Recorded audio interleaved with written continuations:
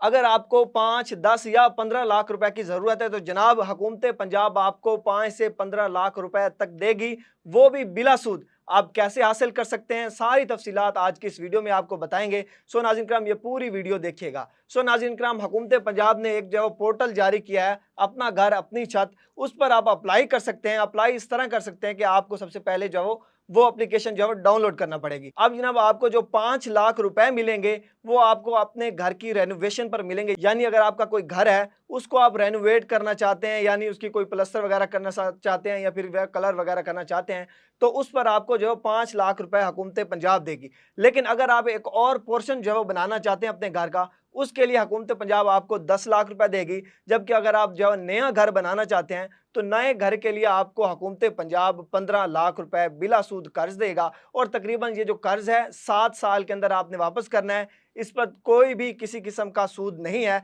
7 साल के अंदर अंदर आपने वापस करना है। बिल्कुल जो है वो घबराना नहीं है और आहिस्ता आहिस्ता आपने ये सारा कर्ज जो है वो 7 सालों में वापस करना है।